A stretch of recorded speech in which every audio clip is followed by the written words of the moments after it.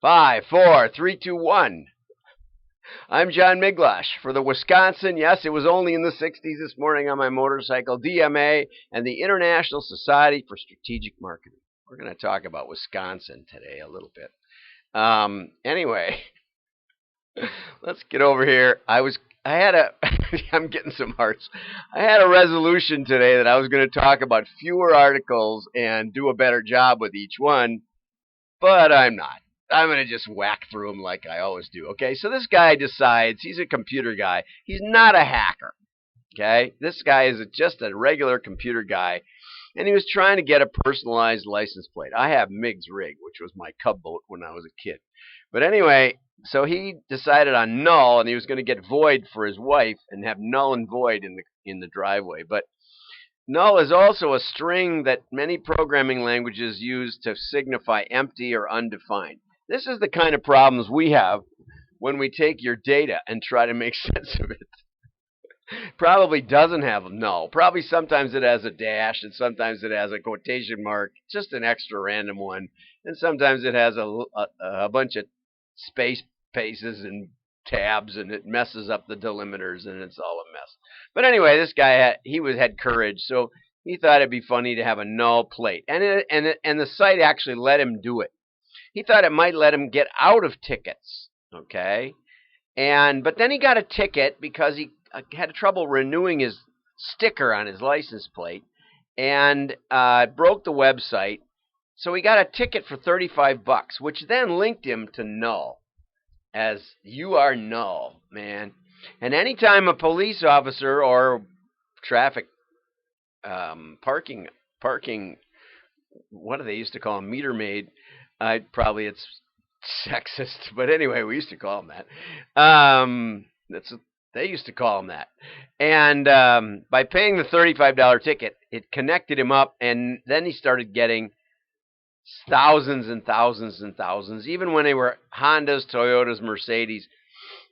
Then he tried to correct it, and then all of them came with his type of car. They changed all the cars and said that the license plate had been falsified. Anyway, be careful with that. Which reminded me of a story written in 1965 by Gordon Dixon called Computers Don't Argue. I highly recommend it. I'll try to put this link to it. The guy gets a book in the mail by mistake. Well, he gets a damaged book, and then he sends it back. And instead of giving him a good book, they give him Kidnapped by Robert Louis Stevenson. And he says, I didn't order it. I'm not paying for it. I think this inspired the direct mail law that if you didn't order something, you get to keep it. And you don't have to pay for it. If it's their mistake, you don't have to deal with all this. But anyway, in this story, he tries to. A big mistake. So he starts getting dunning notices, and then they swear out it goes on and on. Eventually, he's executed. Watch out for AI and computers. Okay, this is a good article by Helen Edwards. She's been through the process of focus groups, obviously. And she says, we start as marketers, we start with, we want to do a deep dive. We want to know what customers are thinking. We want to hook up electrodes to their brain or AI to plumb the depths of an actual natural brain, and we think somehow the computer's smarter. And so we'll ask, what do you think is most important in a kid's cereal? And people will say taste. Why is that? Why is that important?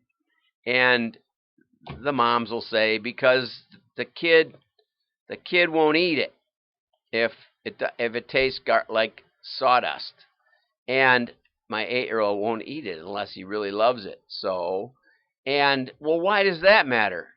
It's like, because I'm a mom and I have to shove stuff in the kid. Well, why does that matter?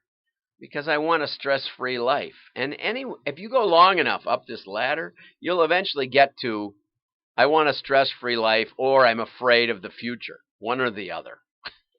That's kind of, it's either desire or fear are the two main things that we go with. And, which means to marketers that they can market on those two levels and always be right, but it doesn't work that way. Sometimes you need the cereal to taste good. And part of this hubris is because we assume that the cereal does taste good. There's a famous story where the sales manager gets the dog food salesman into a room and says, "Why are our sales down?" Excuse me. We have the best salespeople. We have the best literature. We have the best commercials. And a little voice in the back was heard to say, "Maybe the dogs don't like it." So anyway, you got to stick to the basics. And that's important. I ran across, and here's a couple of examples. The business bank that tries to persuade me that the UK is not an island while ensuring that I remain grounded when it repeatedly rejects online payments for flights, despite sufficient funds and a healthy credit limit. The mobile service provider that enjoins me to be unlimited but provides no signal in my downstairs home office. The rail company talks about the great adventure and in fact lives up to that claim by keeping me and my fellow passengers guessing not just when, but if the 813 will run today. And that's, we talk about that all day long. Get the basics right. and worry about the basics, because ultimately your customers want a good value that gets there in some, reasonable time. And that's probably most of it, right? Okay, so this was an interesting article, how smaller cities are luring high-tech talent. And it said that for decades, young, highly educated Vermonters have left the state to pursue career opportunities in bigger cities. There's this great divergence geodemographically. A handful of cities attract the bulk of high-paying jobs. And I kind of know this because I live in Wisconsin, and I'm going to the NAMOA show September 11th. See you there. And I didn't get my hotel registration in time because it was like $300 plus a night, and I thought, I don't want to own the room. I just want to use it for a night. And so I didn't hurry, and so then it was full. And then I called a friend who lives downtown, and she recommended another place, and it was $600 a night. So I got on Hotwire and got something for $170 a night or something, plus tax, of course. So I saved myself $100 a night off NAMOA's group price, and it's 6 blocks. I'll take a cab or something over.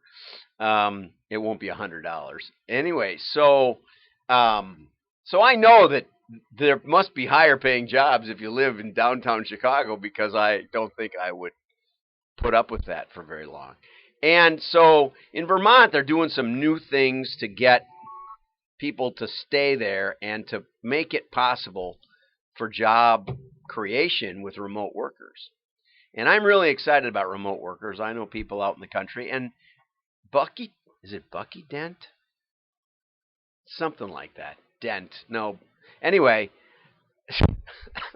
Bill Dent wrote the Roaring 2000s, and in that he said that with the internet, people can work at home and live in rural areas, in wonderful rural areas, and yet it doesn't seem to be happening because we want them to come into work.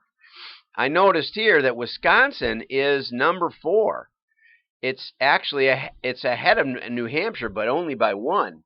And so if you're in Wisconsin and you want to help, remote working rules. I tried to hire a teenage kid to do my website when his dad worked for me, and I found out that unless I had to pay him his dad, because Wisconsin work laws wouldn't allow me to have an under 18 kid working in my air conditioned.